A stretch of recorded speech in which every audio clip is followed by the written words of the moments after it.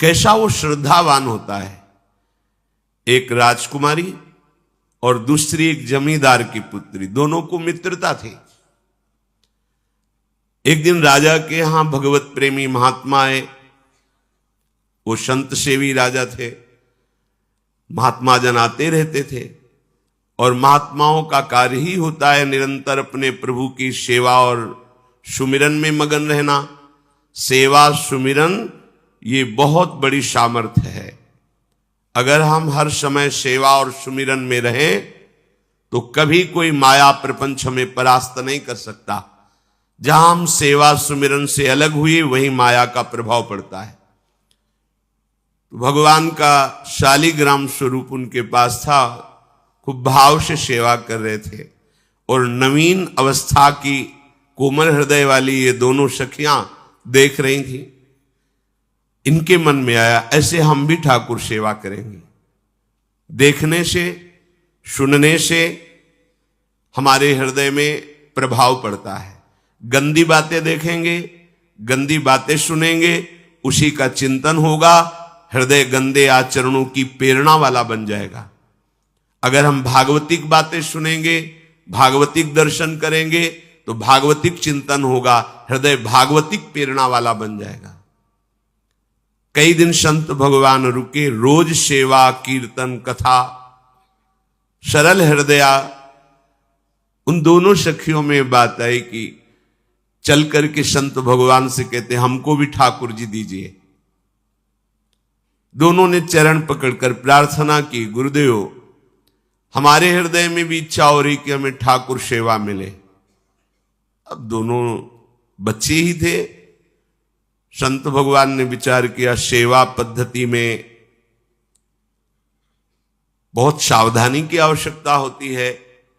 अभी ये बच्चे हैं, कहीं सेवा अपराध न बन जाए। सेवा अपराध भी होता है। उपासना में चलने वाले उपासक को सेवापराध और उप सेवापराध 32 ये 64, इन पर सावधान रहना चाहिए। ये गलती नहीं होनी चाहिए। जैसे आप ठाकुर सेवक हैं, अपने घर में सेवा विराजमान किए हुए हैं। अब जैसे आपको ठाकुर जी के दर्शन के लिए जाना है, जहां तक ठाकुर जी के दर्शन करने के लिए जाना है, हो सके तो पादुका न पहने, नंगे पैर दर्शन करने जाए। यदि आप में ऐसी सामर्थ्य नहीं है किसी कारण से, तो सीढ़ियों में पादुका नहीं पहनना चाहिए। जहां से मंदिर की सीढ़ियां हैं, पादुका उतार कर माथा रखकर सीढ़ी में फिर चढ़ना चाहिए। खड़ाओं या पादुका पहन करके श्री विग्रह के दर्शन करने के लिए जाने में फिर अपराध लगता है। अरे अपने मालिक के दर्शन करने जा रहे हैं, स्वामी के दर्शन करने जा रहे हैं, प्रभु के दर्शन करने जा रहे हैं, तो अपनी कुटिया से और मंदिर तक नंगे पैर जाना चाहिए। ये भावना रखनी चाहिए। भरत जी जा रहे हैं प्रभु के दर्शन करने के लिए, अयोध्या से पैदल ही चले थे, तो सुकुमार चरणारविंद तो बड़े बड़े फफोके छाले पड़ गए थे। वशिष्ठ जी ने देखा, सबने मिलकर भरत जी से कहा पालकी पे बैठ जाइए। तो उन्होंने कहा हाँ, मेरे प्रभु यहां नंगे पैर चले हैं और मैं पालकी पे बैठ जाऊं? उचित तो यह है कि अपने प्रभु के दर्शन के लिए मैं जा रहा हूं, तो जहां जहां प्रभु के चरण पड़े वहां मेरा शीश पड़े, अर्थात सिर भर जाऊं। उचित मोरा सप्ते सेवक धर्म कठोरा। यहां मैं सर के बल चल के जाऊं पर असमर्थ हूं। तो आप कह रहे हैं पैर में छाले पड़ गए, आप सवारी में बैठ जाइए। ऐसा नहीं हो सकता। तो अपने प्रभु के दर्शन करने के लिए जब जाए तो हो सके, सामर्थ्य हो तो पादुका न पहने, कोई खड़ाऊं चप्पल जूता आदि ना पहने। अगर पहने हैं तो बस सीढ़ी तक ही पहन कर जाए, ऊपर सीढ़ियों के नहीं। इतने सुकुमार मत बनो, ये आग में जलाया जाएगा शरीर, ये गाड़ दिया जाएगा शरीर, इससे ज्यादा प्यार ना करो। अब इतना दृढ़ विश्वास कि ये बच्चे हैं, सेवा भाव कैसे पूर्ण कर पाएंगे? तो उन संत भगवान ने दोनों बच्चियों से कहा, कल ठाकुर जी लाएंगे, हम आपको दे देंगे। तो गांव में घूमे तो आसपास गोले गोले से पत्थर मिले, पत्थर लाए 2 और कहा कि ये लो तुम्हारे ठाकुर जी हैं, दोनों को दिया। देखो गुरु वचनों पर और गुरु प्रदत्त सेवा वस्तु पर कितना भाव होना चाहिए। उन्होंने दृढ़ विश्वास किया कि मुझे भगवान गुरुदेव ने दिया, ये भगवान है मेरे। दोनों ने अपने हृदय से लगाया। अब एक जमींदार की पुत्री थी, एक राजकुमारी, स्वर्ण के सिंहासन में, और उनका नाम रखा शिलपिल्ले ठाकुर। शिल मतलब पत्थर, तो उनका तुम्हारे ठाकुर का नाम शिलपिल्ले गोविंद है। दोनों सिंहासन पर रखकर आराधना करती, भाव प्रतिपल बढ़ता गया, नाम निरंतर जप। गुरु प्रदत्त ठाकुर पर विशेष चमत्कार हृदय में प्रकट होता है यदि उन्हीं की नियमावली से चलो। अपने मन से बाजार से खरीद लाए, विराजमान किए हैं, कभी सेवा की कभी नहीं की, वो भी अच्छा है, कम से कम भागवतिक भाव तो है, लेकिन सिद्धि जो प्राप्त होती है वो गुरु कृपा से, गुरु प्रदत्त ठाकुर से। जैसे धन्ना जी को भांग के बट्टे में ठाकुर जी प्रकाशित हो गए, गुरु प्रदत्त। अब ये सखियां जब बड़ी हुई तो इनके ब्याह की बात हुई। तो जो राजकुमारी थी उनका राजकुमार से किसी से ब्याह तय हुआ, ब्याह हो गया। अपने माता पिता से जब विदाई ली तो अपने ठाकुर जी को जो सिंहासन में थे, सिंहासन से एक सुंदर पेटी में से और गोद में रखकर, और अंदर ही अंदर जल रहे हैं कि प्रभु मैंने प्रीतम आपको माना है, संसार के व्यवहार में ये प्रीतम बना हुआ है, पर प्रभु हमारे प्रीतम 2 नहीं हो सकते, हमने हृदय से आपको माना। इसी विचार में वो बड़ी उदास है। पहले पालकियों में ऐसा राज सैनिक चल रहे हैं, पालकियों में वो बहू जा रही है और राजकुमार घोड़े पर। राजकुमार बार बार पालकी के समीप जाता, दर्शन करने की इच्छा होती है ना, तो उदास देखता, मन में बड़ी गिलानी हुई। उसने कहा, एक नदी थी, उसने कहा यहां हम थोड़ी देर विश्राम करना चाहते हैं, राजकुमारी की पालकी रखी जाए और सैनिक दूर खड़े हो। तो राजकुमार वैसे ही आज्ञा हुई। तो बात करना चाहते हैं, पर वो ना देखती है और ना बात करती है, और इतना सुंदर रूप, क्योंकि ब्रह्मचारिणी और भगवत आराधना। अब उसके हृदय में जलन हुई कि ऐसा क्या है जो हमसे बात नहीं कर रही। बस बार बार ऐसे पिटारी खोल के ऐसे ठाकुर जी को देखती।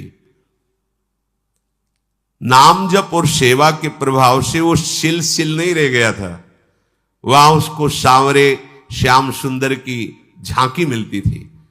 जब अपने शिलपिल्ले ठाकुर जी को देखती तो ललित त्रिभंगी श्री लालजू महाराज श्याम सुंदर दिखाए, अत्यंत आसक्ति। गुरु प्रदत्त किसी भी शब्द में, किसी भी वस्तु में दिव्यता होती है, बस हमारी भावना होनी चाहिए। अरे बोले ये हम नहीं दे सकते, ये गुरु प्रदत्त है, नहीं हम प्राण दे सकते हैं, लेकिन ये नहीं। जिसका गुरु वचन पर, गुरु प्रदत्त वस्तु पर, गुरु प्रदत्त ठाकुर पर दृढ़ निष्ठा हो गई, वही सिद्ध हो जाता है। अब उसने समझ लिया कि पिटारी में जो कुछ है यही हमारे और राजकुमारी के बीच में बाधा है। 2-4 दासियों को बुलाया और कहा इनको बातों में उलझाओ, पिटारी पीछे हमें दो। और प्रवीण दासियां उनको विनोद भाषा में, हंसी मजाक में बात, लेकिन वो उदासीन, धीरे से गोद में पेटी थी, ले ली, हम लिए हुए हैं, आप बातचीत में सारा, और पेटी उनको दे दी।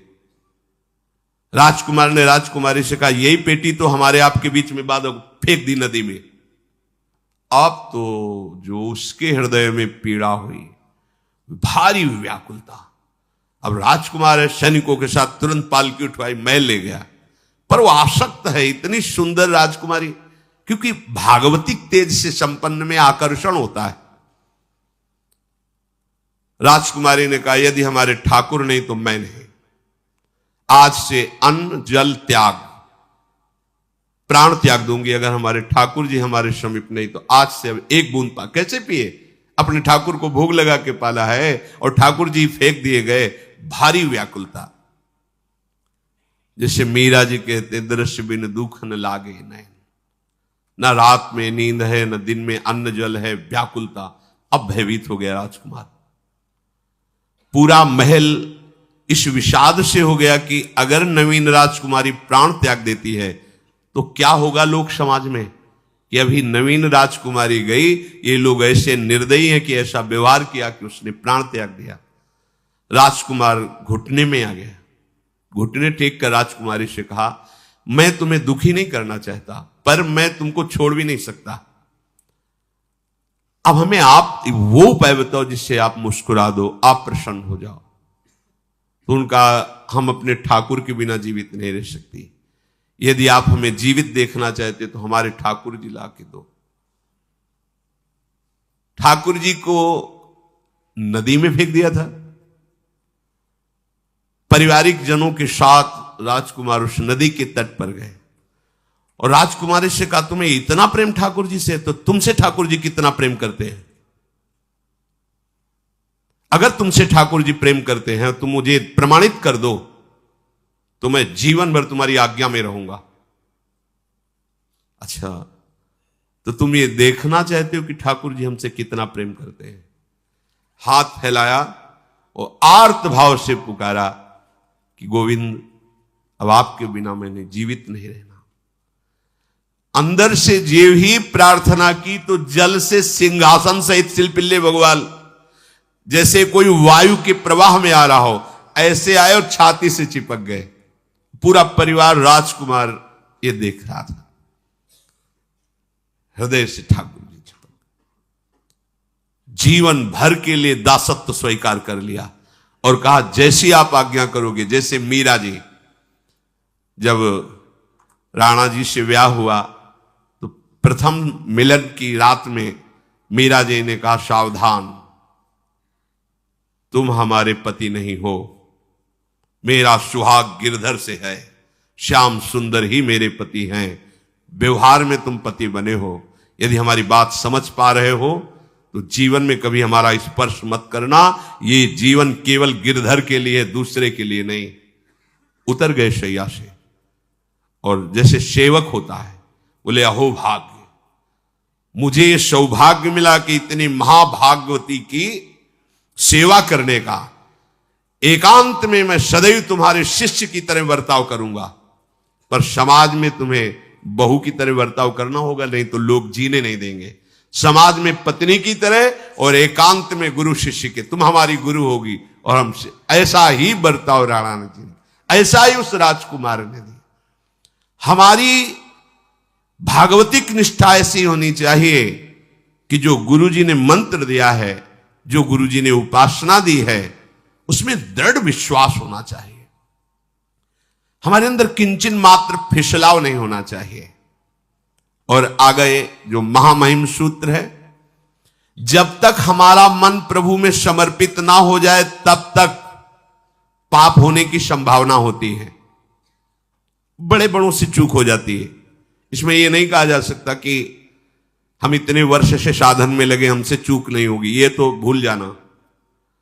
बड़े बड़ों से चूक करवा देना माया का कार्य होता है, पर जिनका मन प्रभु को समर्पित हो गया है उनसे चूक नहीं हो सकती। इसलिए जो अगला सूत्र वर्णन किया कि जितने भी पापाचरण होते हैं वो सब मेरे से होते हैं, ऐसा उपासक दृढ़ निश्चय करे। ऐसा नहीं कि पापाचरण भगवान से, भगवान करा रहे हैं। जिन लोगों का एक प्रश्न होता है कि जब सब कुछ भगवान करा रहे हैं, भगवान की इच्छा के बिना पत्ता भी नहीं हिलता, तो जो हम पापाचरण, गलत आचरण, वो भी तो भगवान ही करा रहे हैं। इस विषय को समझना है। आज के समाज का जो मानसिक स्तर है, जब हम त्याग की बात करते हैं कि गंदे आचरण नहीं करने चाहिए, तो जो समझाया जाता है और जो समझ है आज की आधुनिक, वो ये समझ है, कुछ ऐसे जनों ने ये निर्धारित भी किया है कि बहुत भोग कर लेने पर फिर समाधि की प्राप्ति होती है। अगर ऐसा होता तो लाखों लोग समाधि को प्राप्त होते, लाखों लोग बिना साधना के। क्यों? बचपन से लेकर के पूरे जीवन तक भोग ही भोग रहे, सब समाधि में पहुंच जाते हैं। प्रायः सबके दिमाग में बात बैठी है कि अगर हम भोग ले तो हम मन को समझा सकते हैं, लेकिन आप बात अनुभव की समझ लीजिए कि आप भोगने के लिए जो ही गए तो मन के गुलाम बन करके गया, वो कभी तुम्हें मुक्त होने का अवसर नहीं देगा। और आज तक किसी ने भी ऐसा नहीं कहा भोग भोगने के बाद कि आज के बाद मैं प्रण करता हूं, मैंने जान लिया कि इसमें सुख नहीं है, आज के बाद कभी भोग नहीं भोगूंगा, कभी किसी ने नहीं कहा। सबको इस दलदल में गिरने के बाद सदगुरु या भगवान ने ही निकाला है, स्वयं आज तक कोई निकल नहीं पाया, कोई नहीं निकल पाया। ये ऐसा दलदल है। पर लोगों की भ्रांति रहती है कि ये जो मेरा मन जिन भोगों के लिए लालायित हो रहा है, उन भोगों को खूब भोगूं, फिर बाद में अनुभव जब हो जाएगा तब हम इनका त्याग करके फिर भजन मार्ग में चलेंगे। जो भजन मार्ग में चलते हैं उनके मन में भी लगा रहता है कि अगर एक बार भोग लूं तो मन को समझा तो सकता हूं। यह है आधुनिक सोच, यह है हमारे मानसिक सोच का स्तर। सब लोग देख लीजिए। अब भागवतिक सोच और शास्त्र सिद्धांत का जो मत है वो ये है, ये डंके की चोट से गाया गया है और इसी मार्ग में चल करके समाधि को प्राप्त हुए महापुरुष। एक भी कोई ऐसा समाधिस्थ महापुरुष बता दिया जाए विश्व में जिसने भोगों के भोगने के बाद समाधि को प्राप्त हुआ हो। जैसे हम भोजन कर लेते हैं तो लगता है अब कुछ नहीं, लेकिन 6 घंटे व्यतीत होते होते पर्चा बन जाएगा कि ये चीज फिर चाहिए खाने को। ऐसे ही कोई भोग भोगने के बाद कुछ क्षण के लिए उससे विरति हो जाती है, ठीक है, लेकिन फिर कुछ मिनट होने के बाद फिर नई स्फुरना, नया संकल्प, नई क्रिया, नई भोग वासना सब हृदय में देख लो। इसके लिए किसी और से सलाह लेने की जरूरत नहीं है। इसलिए ये जो संतों का मत है, शास्त्र का मत है कि भोगों के भोगने से भोग वासना दृढ़ होती है, कामना बढ़ती है, ना कि शांति मिलती है। लेकिन आधुनिकता में भोगों को भोगने से शांति मिलती है, ऐसी धारणा बनी हुई है और ये गलत है। और ये इतनी गलत हो जाती है कि हम हत्या करने लगते हैं, हिंसा करने लगते हैं, पूज्य जनों के साथ दुर्व्यवहार करने लगते हैं। आज तक भोगों में इति नहीं हुई। देवयानी जी भगवान शुक्राचार्य जी की पुत्री हैं। वो इतनी सुंदर हैं कि कोई अप्सरा भी उनसे होड़ नहीं कर सकती, क्योंकि भगवान शुक्राचार्य की पुत्री जितेंद्री, पवित्र, भगवत आराधन संपन्न। बड़ा प्रसंग है, उसको ना लेते हुए हम सारांश में बता रहे। वृषपर्वा की पुत्री शर्मिष्ठा, ये असुर राजकुमारी है, दैत्यराज वृषपर्वा, उनकी पुत्री शर्मिष्ठा, और दैत्य गुरु भगवान शुक्राचार्य उनकी पुत्री देवयानी बड़े समाज के साथ जंगल में गई हुई थी। एक बड़ा दिव्य सरोवर था, तुलसी में सब राजकुमारियां स्नान कर रही थी। अचानक वहां से कोई महात्मा निकले तो जल्दी में सबने वस्त्र धारण किए, तो शर्मिष्ठा के वस्त्र देवयानी ने और देवयानी के वस्त्र शर्मिष्ठा, वो महात्मा निकल गए। वहां कोई उनको टिकना तो था नहीं। देवयानी ने देखा कि मेरे पवित्र वस्त्र, देवयानी ने वस्त्र धारण नहीं किया शर्मिष्ठा के। जो महात्मा चले तो देखा कि हमारे वस्त्र राजपुत्री शर्मिष्ठा धारण किए। तो उनका तुझे पता है मेरे वस्त्रों को स्पर्श करने का भी तेरे को अधिकार नहीं, तूने धारण कैसे कर लिया? तो उनका ज्यादा मत बोल, इतना गुमान करके मत बोल।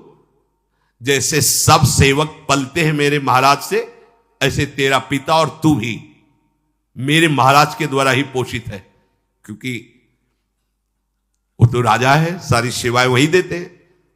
ऐसा नहीं बोलना चाहिए, क्योंकि गुरु पुत्री है, आचार्य पुत्री है और सम्माननीय है। पर ऐसा वो बोल गई शर्मिष्ठा। देवयानी ने कहा, तुझे पता है अगर मेरे पिता की दृष्टि बदल जाए तो 2 मिनट में देवता तेरे पिता सहित संपूर्ण राज्य को नष्ट कर देंगे। मेरे पिताजी के भय से ही देवता आक्रमण नहीं कर। शुक्राचार्य मंत्रवेत्ता है। ज्यादा बात बढ़ गई तो राजकुमारी का शासन चलता है। उसने कहा इस गुरुपुत्री को उठाकर कुएं में डाल दिया जाए। और उस समय वस्त्र धारण नहीं की हुई थी, उनको उसी स्थिति में डाल दिया गया और वो चली गई। उसी समय शिकार खेलने के लिए महाराज ययाति चक्रवर्ती सम्राट तो आवाज सुनी। सैनिकों ने बताया कि कोई देवपुत्री है, दिव्य तेज प्रकाशित हो रहा है उनके शरीर से, और दूर से देखा है ऐसा लग रहा है कि शायद वो वस्त्रहीन भी हैं। उन्होंने कहा तुम लोग दूर जाओ, और स्वयं महाराज ययाति गए और उनको तो जब हाथ पकड़ के निकाला और अपने वस्त्र से उनको आवेष्टित किया तो उन्होंने कहा कि हमारी आर्य मर्यादा है, एक बार आपने हमारे शरीर को देख लिया और हमारे हाथ को पकड़ लिया, अब आप हमारे जीवन भर के लिए पति स्वरूप हैं, स्वीकार कीजिए। तो उन्होंने कहा कि देवपुत्री मैं तो आपका परिचय भी नहीं जानता हूं, आप कौन हैं? तो उन्होंने कहा भगवान शुक्राचार्य की पुत्री देवयानी। घुटने पे हो गए तत्काल। उन्होंने कहा इतने बड़े महापुरुष की पुत्री के साथ मैं ब्याह कर सकूं, मेरी सामर्थ्य नहीं, क्योंकि मैं क्षत्रिय कुल में प्रकट हुआ राज परिवार से हूं और वो तो देवताओं के द्वारा भी वंदनीय है शुक्राचार्य जी। तो उनका आप निश्चिंत रहो, ये विषय मैं संभालूंगी, पर आप मेरे पति हैं, ये स्वीकार कीजिए। बोले यदि शुक्राचार्य जी इस पर राजी हैं तो हम ये बात स्वीकार करते हैं। शुक्राचार्य जी विलंब होने के कारण व्याकुल ही थे। देवयानी जी ययाति जी को लेके गई। बड़ा प्रसंग है, पर उन्होंने कहा जब आप राजी हैं तो हम राजी हैं। शुक्राचार्य जी राजी हुए और वृषपर्वा को सूचना दिया कि मैं तुम्हारे राज्य को त्याग कर जा रहा हूं। वो तो तत्काल आकर चरणों में गिरे, महाराज आपके बिना मेरा अस्तित्व क्या है, आप कैसे राजी हो सकते हो? बोले मेरी पुत्री को दिगंबर करके कुएं में डाल दिया गया, मैं इस अपराध से बिल्कुल तुम्हें माफ नहीं कर सकती। बोले कोई उपाय? तो बोले देवयानी बोले।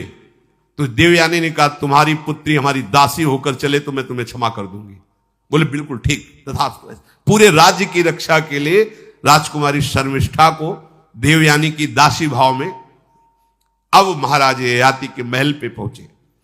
देवयानी ने कहा कि ये जो दासी भाव में आई हुई हैं ये सर्वांग सुंदरी हैं और आपका कभी मन उधर चलना भी नहीं चाहिए, अगर चलेगा तो आप हमारे दंड के पात्र बन जाएंगे। स्वीकार कर लिया और बहुत दूर उनके लिए महल का निर्माण करवाया और वो सेवा में आती रही। कुछ समय के बाद जब देवयानी जी के पुत्र हुए तो वन विहार के लिए अपने पुत्रों को लेकर चली, तो उधर शर्मिष्ठा के 2 पुत्र हो चुके थे, इनको पता भी नहीं था, और वो दौड़ कर आए, ययाति को पिताश्री कह करके आलिंगन किया। छोटे छोटे बच्चे। देवयानी ने कहा कि हमने कहा था तुम्हें देखना भी नहीं है और ये किसके पुत्र हैं?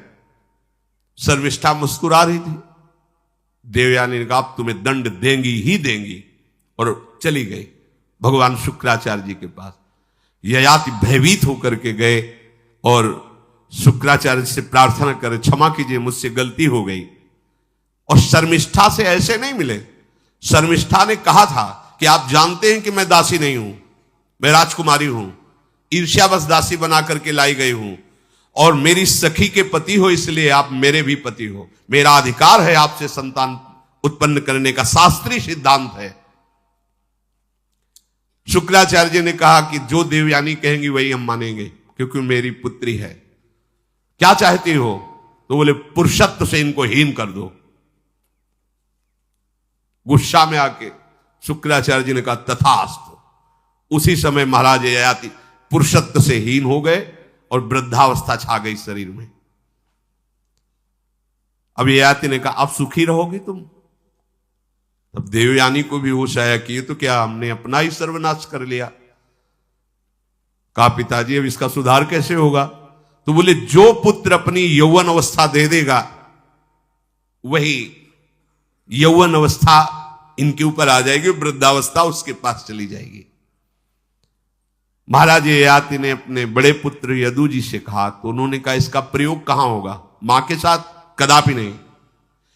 मेरी यौवन अवस्था का प्रयोग मेरी मां के साथ कदापि नहीं, क्योंकि वो बड़े ज्ञानी महात्मा, इन्हीं के वंश में भगवान श्री कृष्ण का प्रादुर्भाव हुआ, इसलिए यदुवंशी कहे गए।